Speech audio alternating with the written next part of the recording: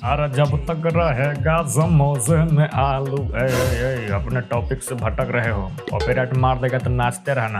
ताबो अपने टॉपिक पे थोड़ा बिहारी स्टाइल में। नमस्ते दोस्तों, क्या आपने कभी गौर किया है कि हम एक ऐसी दुनिया में रह रहे हैं जो कभी नहीं सोती। हमारे फोन की टिंग टिंग, सोशल मीडिया के नोटिफिकेशन, हेडफोन में बजता संगीत और हमारे दिमाग में चलता विचारों का अंतहीन ट्रैफिक। आज के दौर में शोर सिर्फ बाहर नहीं है, हमारे भीतर घर कर गया है। लेकिन क्या आपने कभी सोचा है कि इस शोर के पीछे वो कौन सी आवाज है जिसे हम सुन नहीं पा रहे हैं? वो आवाज है मौन की। हम सूचनाओं के समंदर में डूबे हुए हैं, लेकिन ज्ञान के लिए प्यासे हैं। हम कनेक्टेड तो हैं, लेकिन खुद से कोसों दूर।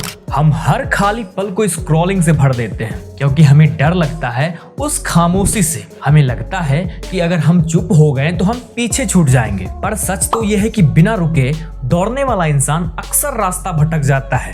मौन का मतलब सिर्फ बोलना नहीं है। मौन एक टूल है अस्पष्टता यानी कि क्लियरिटी पाने की। महान दार्शनिक और वैज्ञानिकों ने हमेशा कहा है कि सबसे बड़े विचार शोर में नहीं बल्कि एकांत के गहरे सन्नाटे में जन्म लेता है। जब बाहर का शोर थमता है तब अंदर की बुद्धिमत्ता बोलना शुरू करती है। मौन हमें वो मानसिक स्थान देता है जहां हम चीजों को वैसा देख पाते हैं जैसे वो असल में है, ना कि वैसा जैसा सोशल मीडिया हमें दिखाता है। तो इस डिजिटल शोर के बीच हम स्पष्टता को कैसे ढूंढें? इसके लिए हमें हिमालय जाने की जरूरत नहीं, बस कुछ छोटे कदम काफी हैं। पहला कदम, डिजिटल उपवास। दिन में कम से कम 30 मिनट के लिए अपने डिवाइस से दूर रहें। दूसरा, सक्रिय श्रवण। जब कोई बोले तो जवाब देने के लिए नहीं बल्कि समझने के लिए चुप रहें। और तीसरा और अंतिम, विचारों का अवलोकन। खुद के साथ बैठने की आदत डालें। शुरुआत में घबराहट होगी, लेकिन फिर इसी सन्नाटे में आपको अपने सवालों का जवाब मिलने लगेगा। याद रखिए, मौन खाली नहीं होता, ये उत्तरों से भरा होता है। अगली बार आप खुद को जब शोरों से घिरा हुआ पाएं तो एक गहरी सांस लें और चुप हो जाएं, क्योंकि कभी कभी सबसे ज्यादा प्रभावशाली बात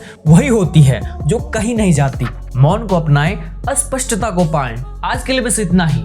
अगली बार फिर मिलेंगे किसी नए रहस्य, किसी नए टॉपिक के साथ। तब तक के लिए दीजिए इजाजत। नमस्कार।